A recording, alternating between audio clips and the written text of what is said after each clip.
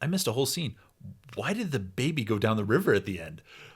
I don't remember. I did not understand this at all. I don't think that they liked the baby. I think it was like a Moses thing. Yeah. Wasn't the baby like 2 different species or something? Was that the thing? I forgot. have no idea. It's so complicated and so stupid because they had so much story to pull from Blizzard. Were there any Easter eggs? Like, I felt like there was a lot of stuff. Like, no, there wasn't at all. No, it was like they put a different story. They somebody wrote a different story and then just slapped Warcraft on it.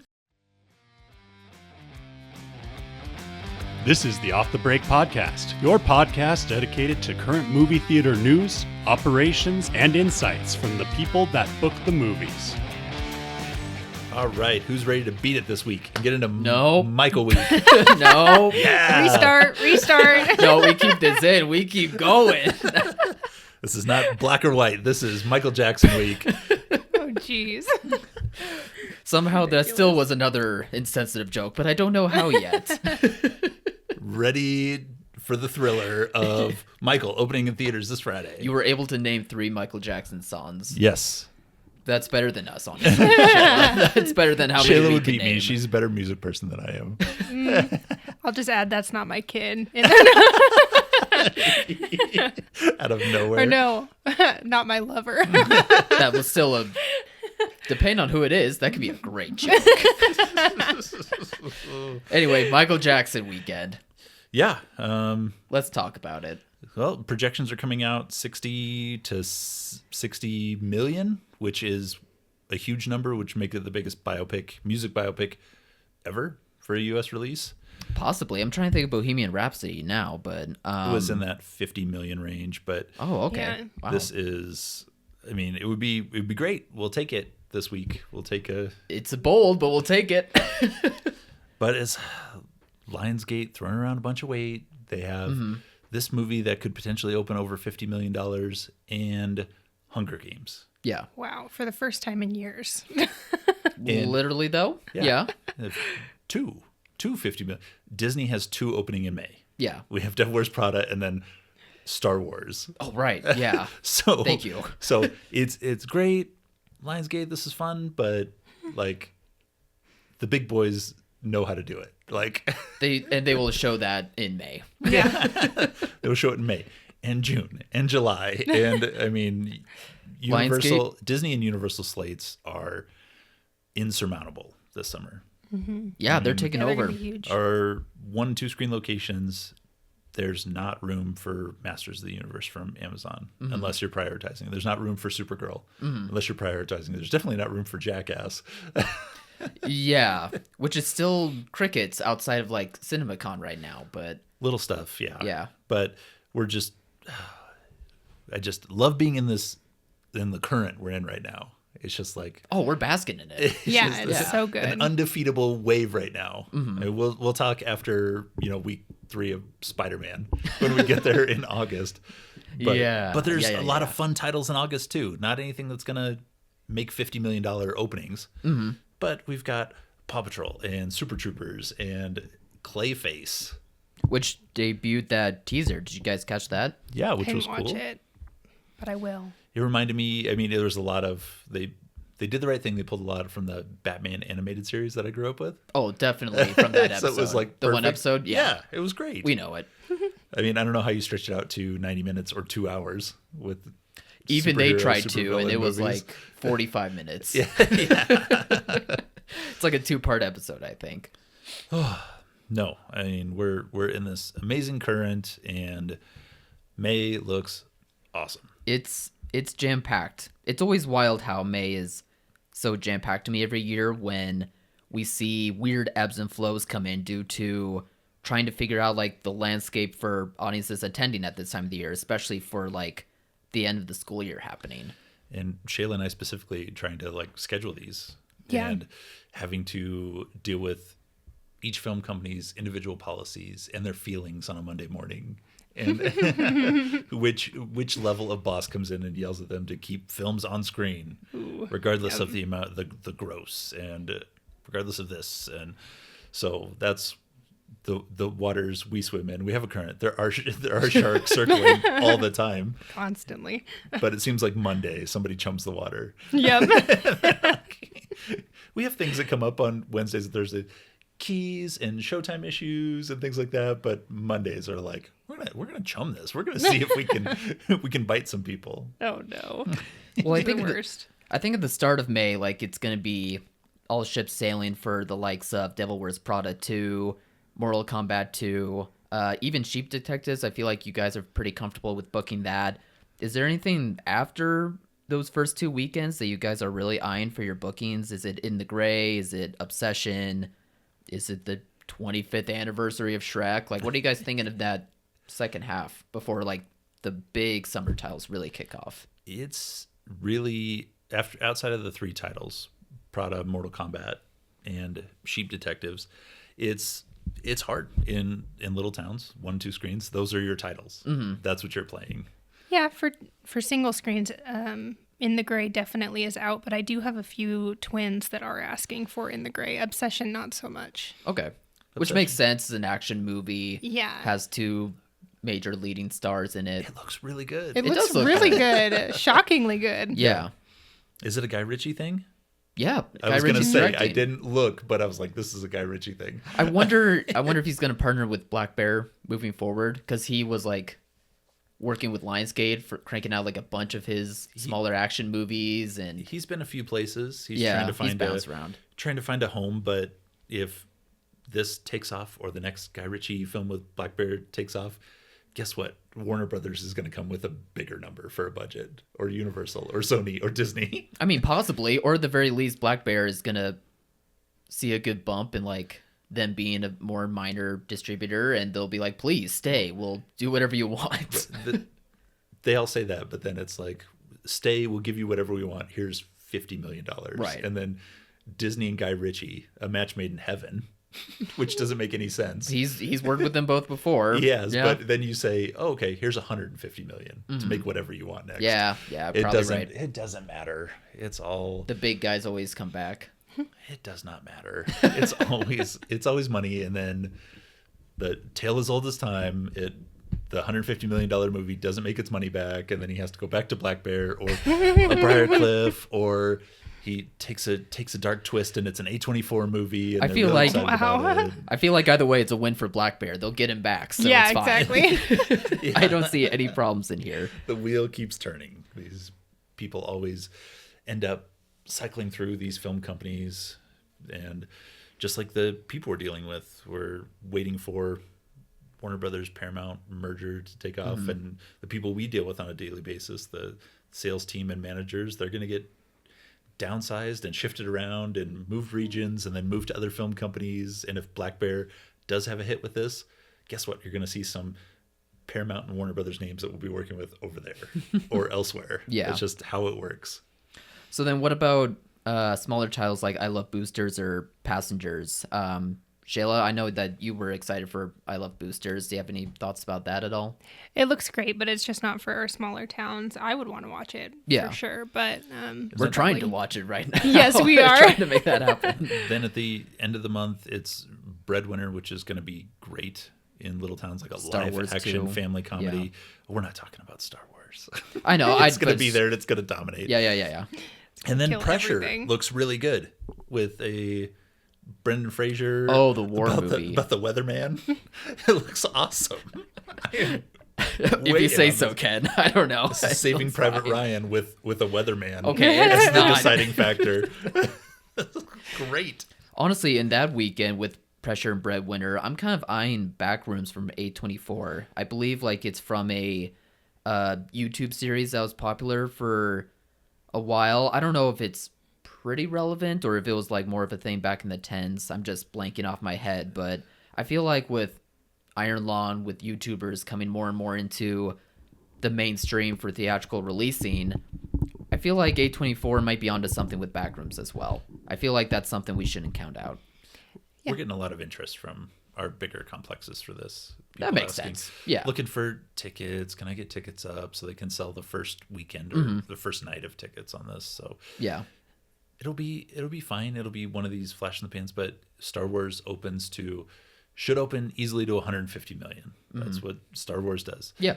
If it's good and it still has traction from Disney Plus from the series, 200 is not out of the question. 250 may not be out of the question for something like this. Yeah. So if you see a 75% drop from 200 million, Backrooms is still going to finish third. Yeah. So it's a nice thing. It's counter programming, but it worked for Iron Lung. I'm just saying. Iron Lung opened number 1 and they picked the right weekend. It was January. Yeah. But that was also very impressive still. I don't know. I think that the Backrooms is so like relevant for younger people that I think it will have a little boost. Thank you, Shayla. Yeah. Nope. And then we start with Nope. the younger people conversation. And then the next topic I see, TikTok. And I'm just like, go ahead, guys. Jump in. Shayla, you have the floor. And it's like, why am I here today? It is really interesting. I think that TikTok has made like a huge like dent in movie marketing. And it's cool that they're actually Cinema United is studying it. So yeah. It was a survey that was sent out by Cinema United and ComScore where they looked into paid and organic promotion when it comes to the studios through TikTok and their releases. So in the survey that they did, they used The Housemaid, Sinners, Wicked for Good, and Zootopia 2 as like the examples. Basically, the study involved them looking at the tracking for all four of those titles the week or like entirely leading up to the week prior to their releases, and then seeing the difference in the tracking when they really when the studios like up the ante when it comes to like the amount of TikTok advertising that they put for those 4 titles. So they were showing like a massive boost pretty much for like each one of these titles. Like for example, talking about TikTok using paper notes. Yeah. I love this. I hope they can hear. Can they hear that through the Kyle as the younger millennial? It's still paper notes. It doesn't help that I forgot my readers on the desk over, so I'll try to read this as best I can. But just as an example, TikTok posts for The Housemaid increased 258% during the opening weekend compared to the previous week due to TikTok and the advertising that they put on there. For Sinners, there was an increase of 459% in the opening weekend compared to the previous week. Wicked for Good was 117%, 31% for Zootopia 2. So, like a lot, not like Zootopia 2, I think, you know, Disney is just all powerful, so 31% isn't like that impressive, but Wicked for Good, still very impressive. Sinners, which was like a major question mark for us in the industry, like that's an impressive number. Even for Housemaid, like clearly the Housemaid demographic, which is using TikTok for their own entertainment, obviously that worked. Yeah. And it worked for them to go out to the theater to see that movie. So yeah, just seeing that TikTok is here to stay and it is like a major player in the entertainment business, it's good seeing that advertising and leaning into the younger demographic is working out and playing out well, as we've seen from other research where Gen Z and potentially Gen Alpha is still a major part of theaters being able to thrive currently in the 2020s. Yeah. Shorter has always been the thing. Trailers are great for fans, for people who are on the edge of looking at things, but you know, TV spots are 30 seconds. Mm-hmm. During big releases, they're a minute that they buy of ad time during live events. Yeah. But TikTok is 15 to 30 seconds. It is, but it doesn't. I mean, the shorter the video on TikTok, like the better engagement you get because of the instant gratification. Right. And then you pay a lot less. So you find these small like movie bloggers and you pay them $1,000 to make a video, and then they honestly review your video or they follow a script or whatever you want them to do. Yeah. Quote unquote review. The influencer game. Yeah. And then you sponsor it, which I think it's really smart on their end, because like the fewer followers you have, the less the sponsorship cost is. So they're really doing like finding out a budget way to advertise their films. And it gets to more people and it gets it out there. I mean, I'm all for this. We've been talking about this on the podcast since TikTok was tic-tac-toe, conceived. like as far as we were understanding it. Yeah. So it's the game on the napkin. Yeah. And Shayla's here, and she's like, "It's great." I'm open, Trust me on this I'm open one, for guys. sponsorships. No.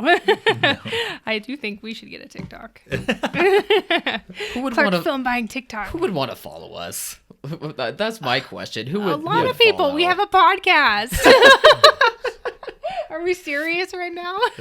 I don't know. Like, I mean, we do all right, but just for Kyle's like, Shayla, go for it. I mean, I'm not gonna say no. Our little clips, our little reels are perfect for TikTok, but you'll find out eventually. Find out when you disappear into the abyss, Kyle. Here's your tease for that. I have no understanding of any of this, so go for it.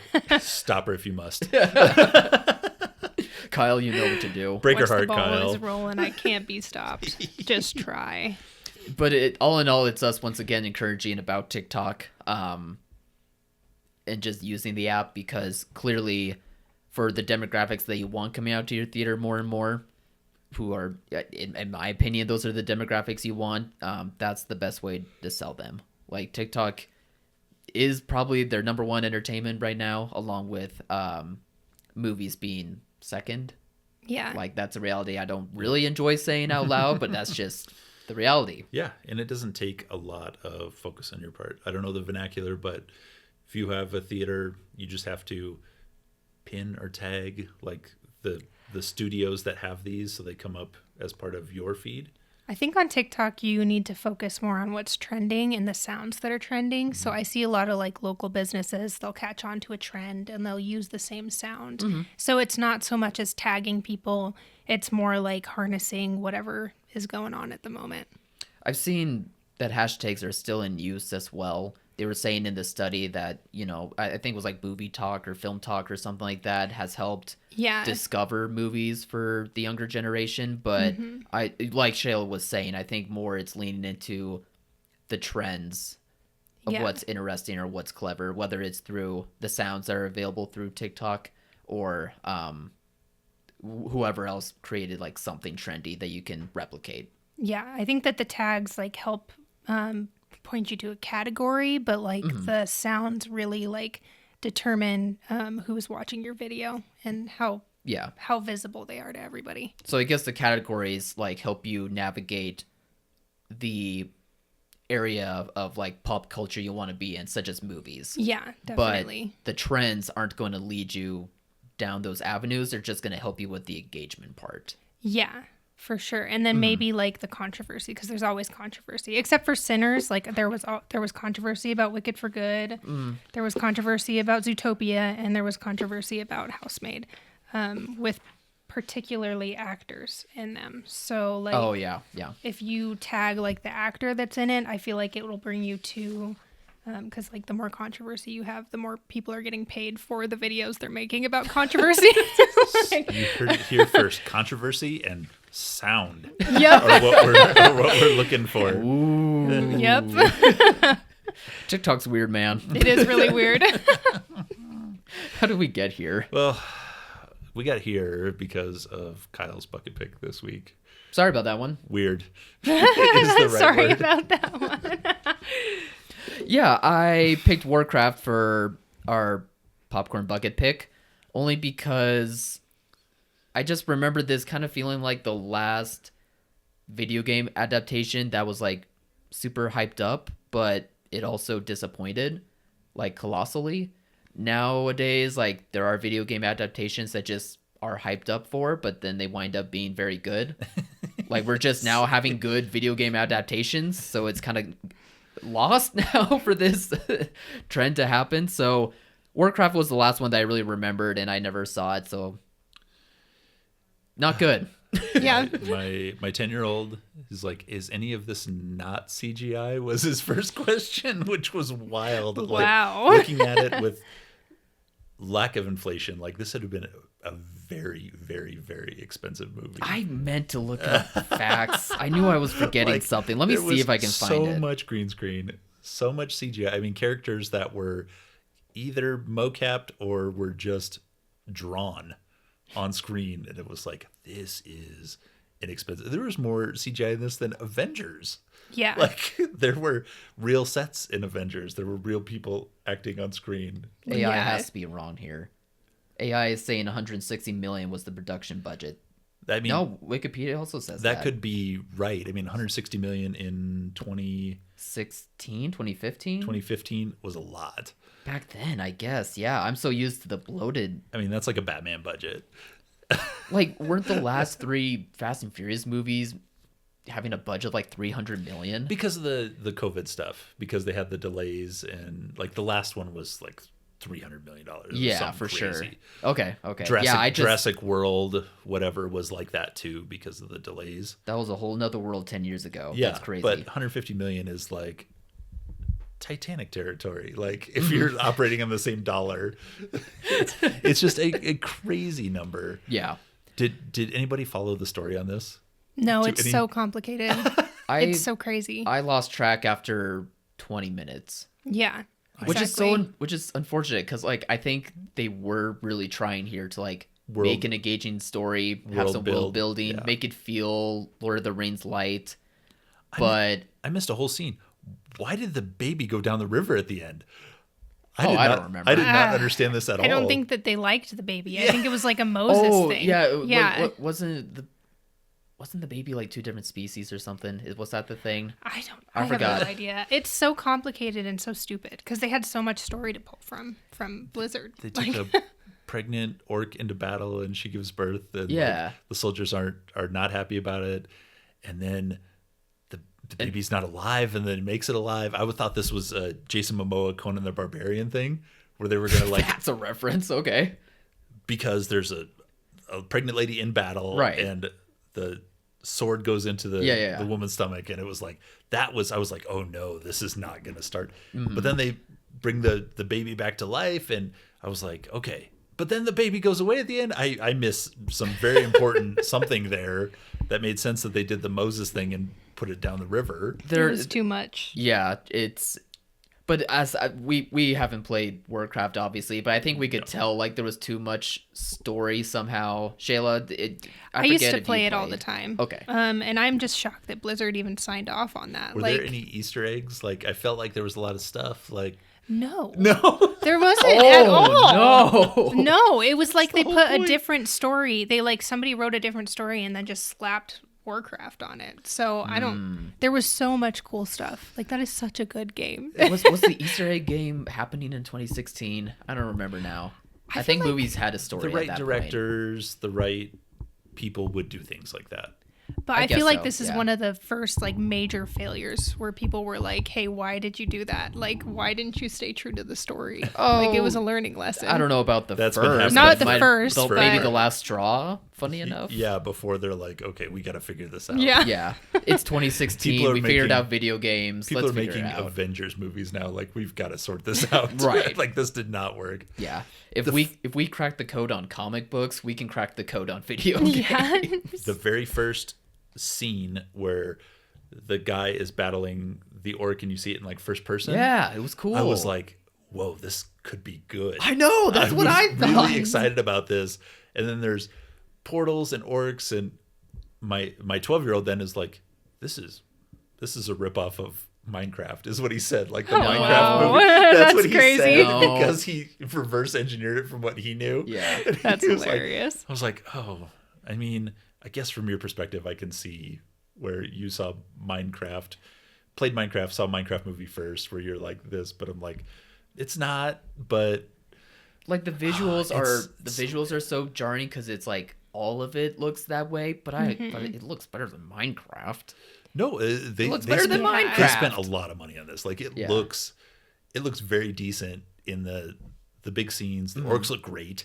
They do. Yeah, I was impressed. That right, like your first person scene that you were talking about. After that, it shows like the detail of his like an orc's face as he's like sad or something. I don't remember, but even like the detail of that, I'm like, oh man, this could actually be good. Is this misunderstood? No.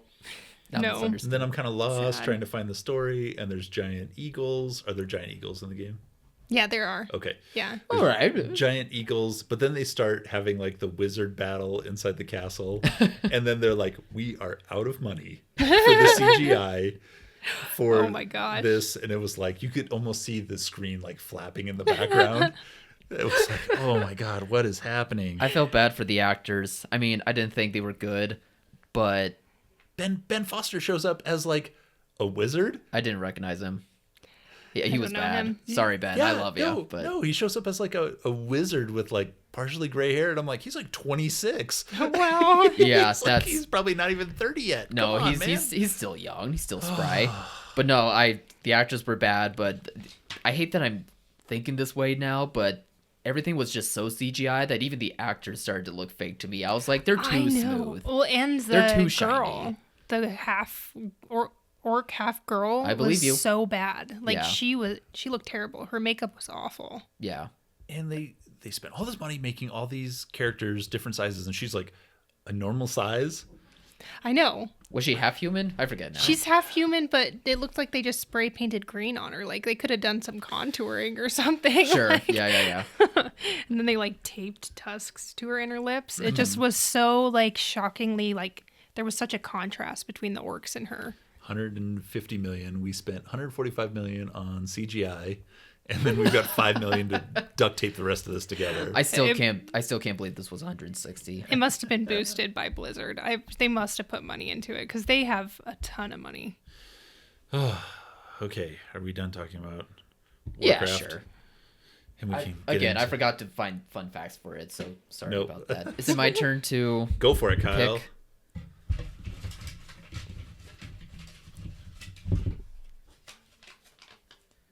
Double Dragon.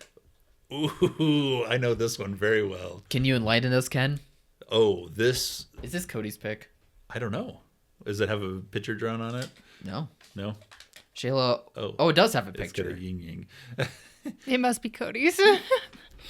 Double Dragon was a great like Nintendo arcade game, Okay. and they gave this the Mario 93 treatment. Oh no. It is wild.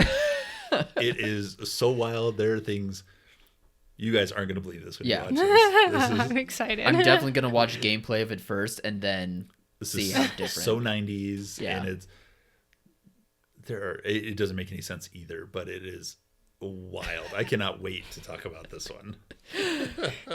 Good pick by Cody. One that I wasn't expecting. No, I've never even heard of it. She wasn't shouting that one out, so Nope, she was yelling every other one. Yeah. maybe that's Trying her. to throw us maybe off. I bet that's her game now. Yeah. She's going to throw us off. Yeah. She just lists her classics and then it's like, Oh, well, on that note, Double Dragon next week, yeah, okay, and Devil Wears Prada 2, yeah. which is getting a ton of press. I'm very excited to see what this one can do. Tracking on Yeah. that one was also in 60 million range, so I think I believe that one. Stanley Tucci out there, he's going to push this thing over the top. Yeah. He's the best. Perfect, the best of all of us. On that note, everybody have a great weekend. Hopefully some Michael Grosses, and then we're getting ready for another in our long line of sequels coming this summer. Oh yeah, Sequels, Yay. remakes, reboots. We're ready for it. We're here. sounds good. Bye, everybody. Bye.